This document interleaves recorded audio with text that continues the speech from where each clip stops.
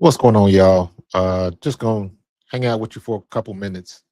Just a reminder, we still have no new CBA deal with the WNBA and the players. Time is running out.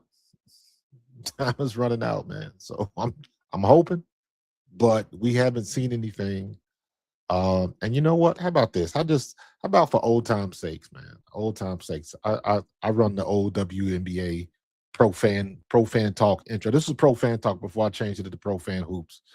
But yeah.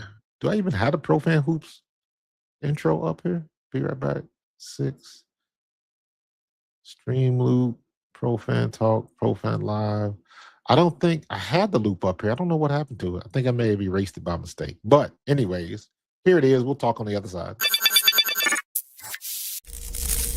Get ready for the show, it's about to begin. Pro fan talk where we dive right in. Sports talk, hot takes, ain't nothing we lack. We the real fans, nothing holding us back. Mic check, 1, 2, y'all know the drill. We bringing the energy, we keep it real. Touchdowns on the quick air, run the slam dunks on the court. Every sport, every game, we holding down the fort. We breaking down the plays, dissecting the stats. Pro fan talk, we keeping it fat. Debating with passion, no filter, no doubt. We the voice of the fans, we scream and we shout.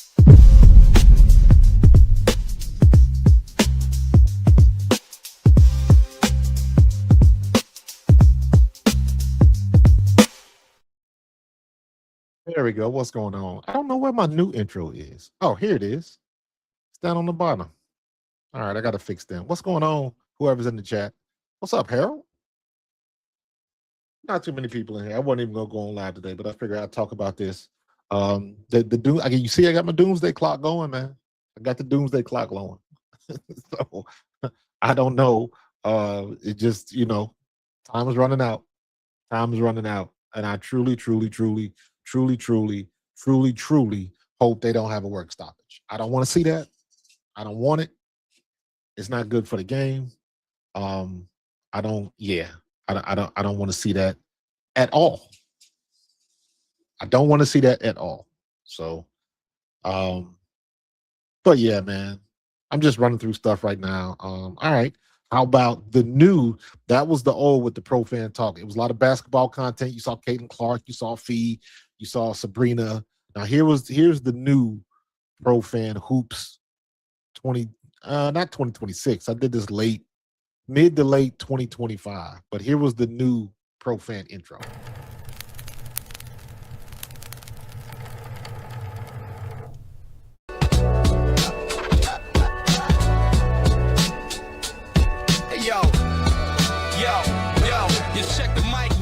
We clear, ready to transmit. Pro fan hoops on the court, we got the game lit. Not talking highlight reels just for the common glance. We talking dedicated skills, taking every chance. From logo threes to rebounds, Chicago got the me bounds. Asia got 3 chips, Las Vegas aces in the town. You tune into the channel if you want to get the facts. Women's basketball is fire, no need to relax.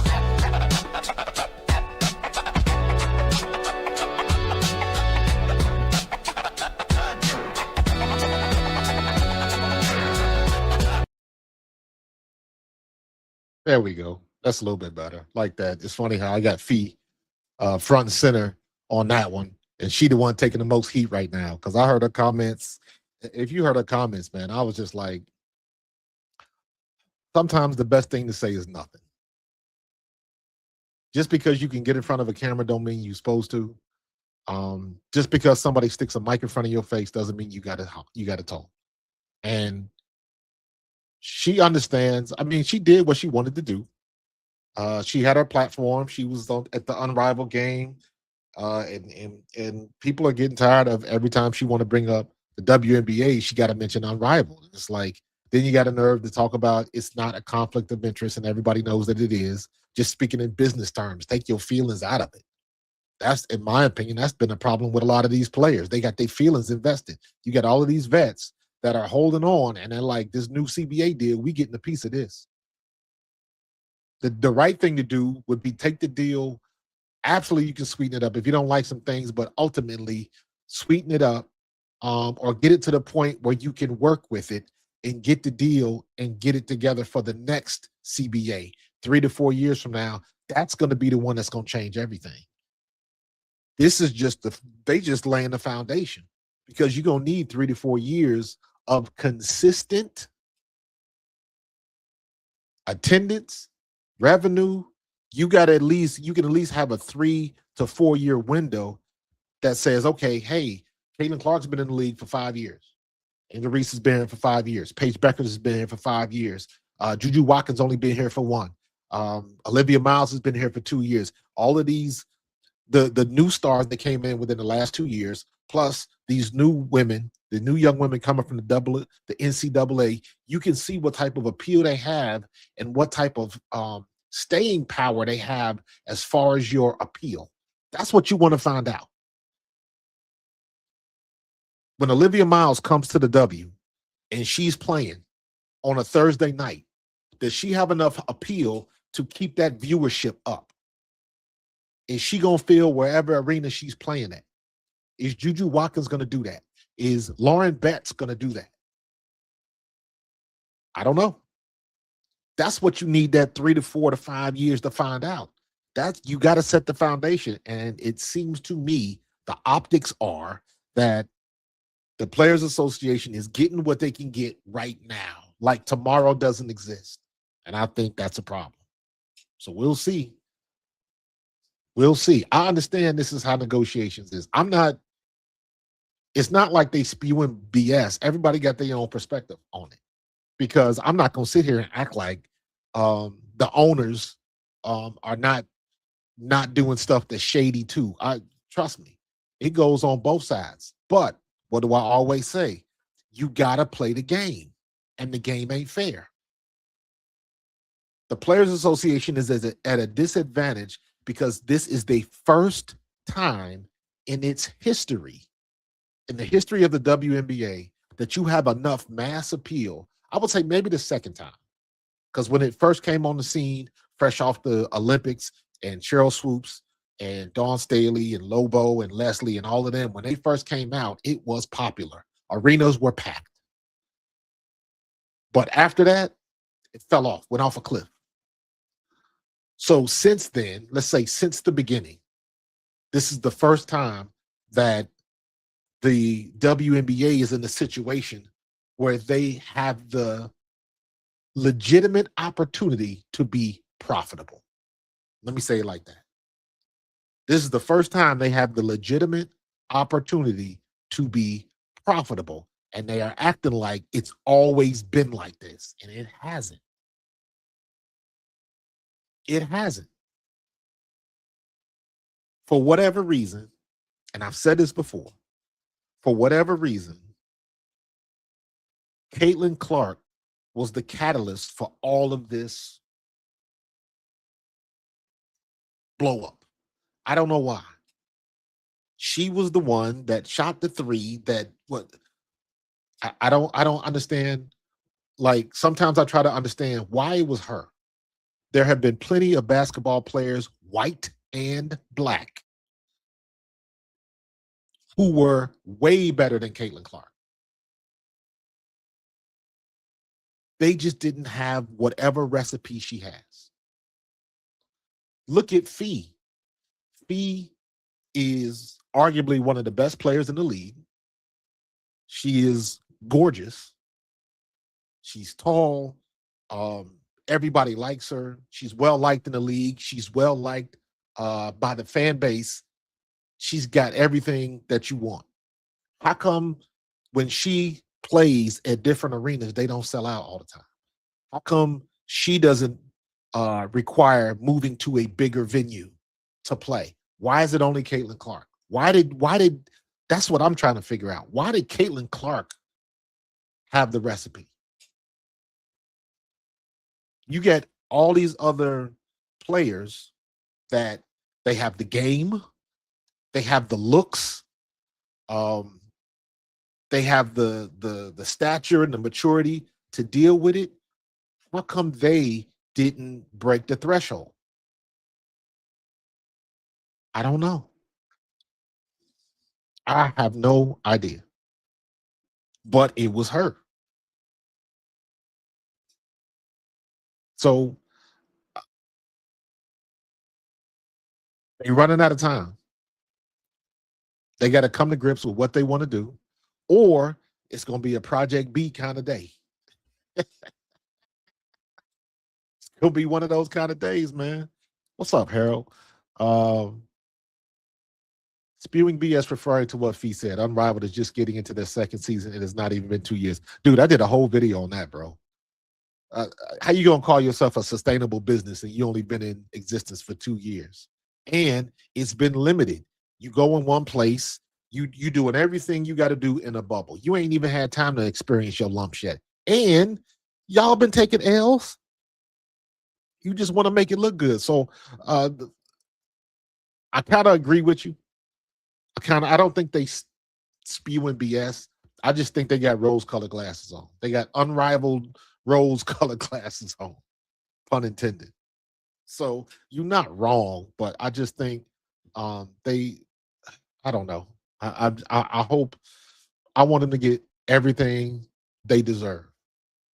But you got to keep it in perspective. Don't tell me that y'all gonna make 500,000 a year on average and get mad because the team don't want to pay for your housing. It don't work that way. You make 500K a year, go get your own damn apartment. So different things like that. The big thing, and the one thing people have to keep in consideration is the one thing women have to deal with that men don't have to. Men don't have to deal with child care and postpartum and things of that nature. Women do. Be right back.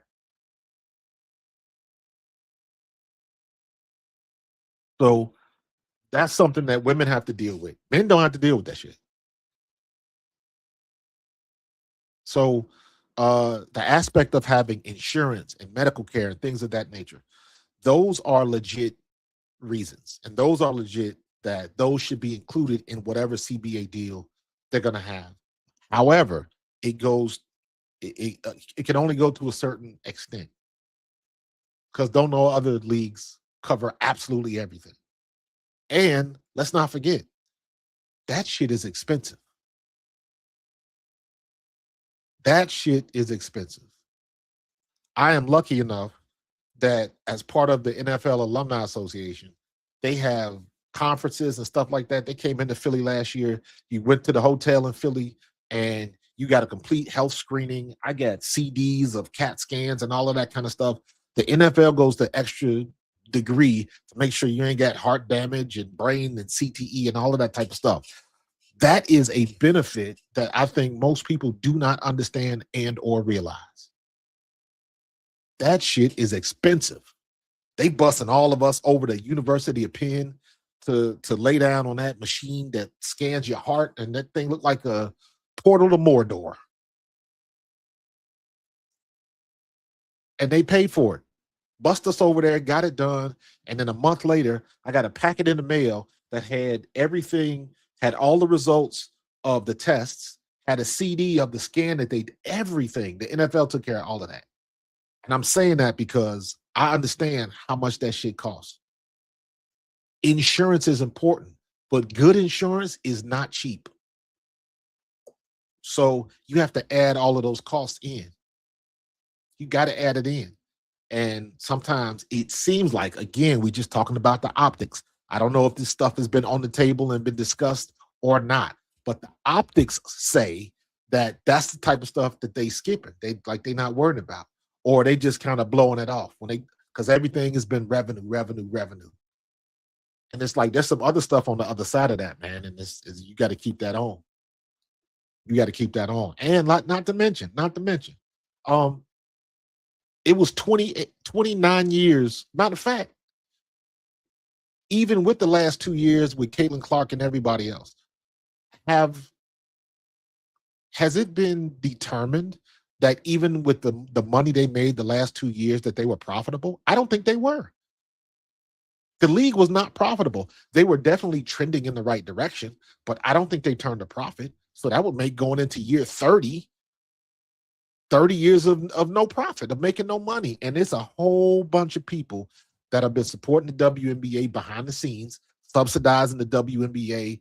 Them people want their money back. Rightfully so. And you don't hear Fee mention none of that.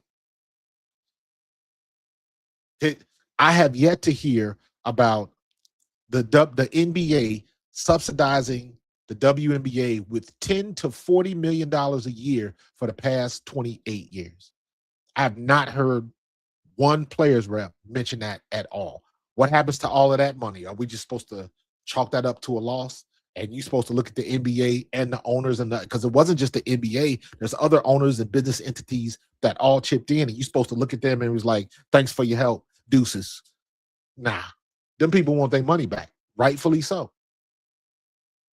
Rightfully so. So it'll be a very interesting situation that they in. And guess what?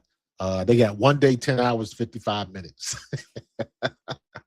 So, but all right, man. I just wanted to, I didn't feel like recording and editing and all that kind of stuff. So whenever I get lazy, I jump on live. So I got to clock back in and get back to work. I appreciate y'all. I'm probably going to have more tonight. Carlos, I'll probably go late tonight. Harold, I don't know where you located. I'm in the east. I'm in South Jersey, Philadelphia area. So I will probably be going on tonight, like right around either 10 or 10:30. Check my socials, check my Twitter and my Facebook and all that kind of stuff. I will post it. But we're gonna talk about this some more tonight because the clock is ticking, man. The doomsday clock is ticking, and I ain't heard nothing. Not to mention, you got all of this NFL. The bloodbath of NFL coaches is hilarious. Looks like Kevin Stefanski made a beeline to New York. Now is Cleveland going to get Harbaugh now that he got fired? What about John Gruden? You got all of these things in the air with everything going on. All right, Harold, you on the East Coast, man. You down in warm weather. So I appreciate you, man. What's up, Stephen G? Stephen Gagliardi? The league has to have a plan B. Did you say plan B on purpose? Or are you doing that as the joke? Is the pun intended, Steve, with the plan B? You can't do that, man. You can't replacement. Are you gonna watch replacement players? No. Listen, I can't even watch Unrivaled. Not that I turned it on because I wanted to see Kelsey Mitchell on the new team. Kelsey Mitchell is my favorite player. And I couldn't even, I'm just not that into 3-on-3 basketball. And sometimes I'll turn it on just to support and so they can get the view, but it loses my attention with the quickness. It loses my attention. I don't even think if Caitlin Clark was playing, I still wouldn't pay attention to Unrivaled. I just 3-on-3 just ain't for me. So, but in any case, we'll talk about this some more with a lot of other stuff, with the NFL stuff, with the coaching carousel, all that type of stuff. It's going to be a lot of stuff going on tonight. Am I going to try to do some more VR stuff? Absolutely. That was fun. And I'm going to try to find a way to incorporate a little bit more in my live streams and in my content, but that's coming. But I'm going to get up out of here. Also, don't forget before I leave, I got to make sure you subscribe. First of all, hit that like. Second of all, and I got a new theme song for Pro Fan Talk coming. Not done with it, but it's coming. All right. Tonight, probably around 10 or 10:30. So stay tuned. Click that notification bell, and whenever I post up the room and the when I schedule it, you'll get a notification. All right. I gotta get back to work. I will holler at y'all later. Deuces. Go Birds.